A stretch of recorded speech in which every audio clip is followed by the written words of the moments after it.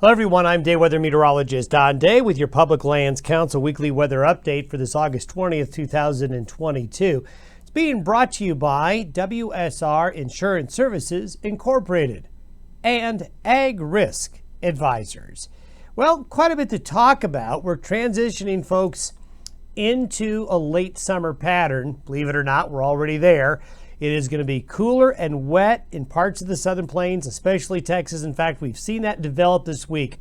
A big break in the heat and rain coming to Texas, parts of Oklahoma, and those southern plains will not be nearly as hot for the rest of August into early September. In fact, may actually see below normal temperatures at time, and badly needed rain is coming with this late summer pattern evolving. The jet stream is getting more active. It's taking further dips south out of Canada. And we're just kind of going into the time of year now where summer weather is still going to be with us for quite a bit longer, but summer is winding down. More rain's coming for Arizona, New Mexico, Utah, and parts of Colorado. The monsoon is going to be kind of concentrated into those areas here for the next week or so.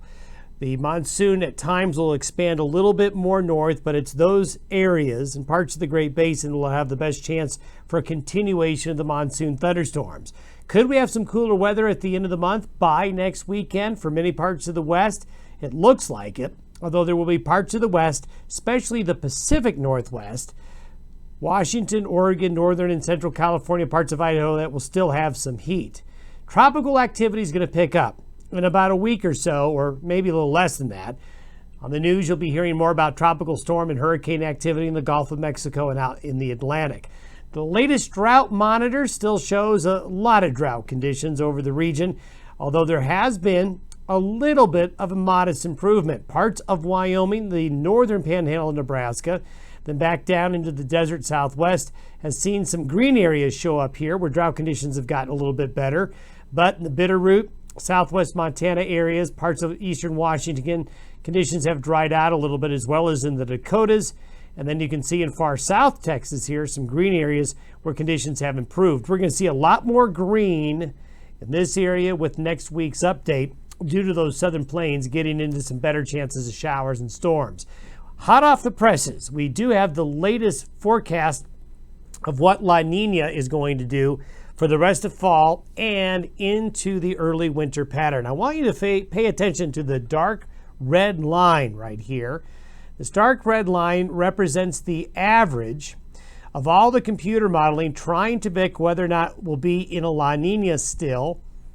That's anything below that zero line, or headed towards a neutral or an El Nino situation, anything above that zero line, as we go forward into this fall and winter.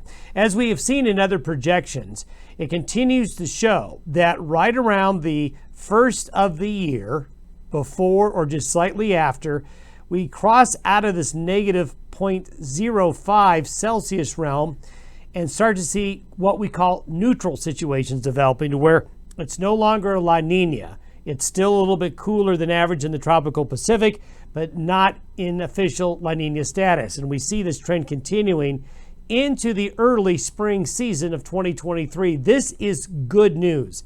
We thought a year ago that this might happen this summer. It didn't, but our confidence is much higher that La Nina will be able to put La Nina to bed by early 2023, which is great news, because once that happens, precipitation in parts of the central and western United States should start to increase again, and maybe, hopefully, fingers and toes crossed, that the worst of the drought conditions will be over by the end of this season.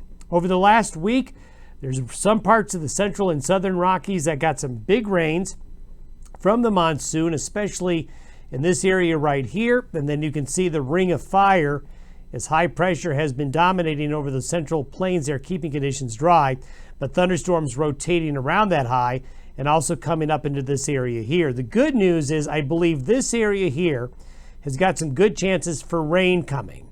While the rain chances are going to be a little bit less in the northern areas, at least initially, and parts of the central and northern Rockies. And there you can see the anomaly. You can see this dry axis here, dry for the central and eastern Corn Belt, but you can see over the last week, those thunderstorms have been productive in many areas. Temperature-wise over the last week, look how much the country has cooled down along and south of this line I just drew. the heat, the warmest weather in central and western Canada, the Pacific Northwest. I think this is something we're going to see through the rest of the month, where the warmest temperatures are in the Pacific Northwest and the Northern Rockies relative to average, while the nation's midsection and east actually sees temperatures go below average. I believe this blue area will expand into this location here over the next week. As we head into the next 7 days, we got lots of opposing arrows here. We have some cooler air coming into the Great Lakes and Midwest this weekend, while we continue to see this green arrow bring up the monsoon moisture. So there'll be thunderstorm activity, especially along and west of the Continental Divide here and here over the weekend, while cooler dry air moves into the upper Midwest and the Plains states. This is what it looks like for the next week. Over the next 7 days, the precipitation is going to be heavy right along the Gulf Coast into the desert Southwest. Colorado's mountain areas will continue to see showers and thunderstorms, as well as Utah.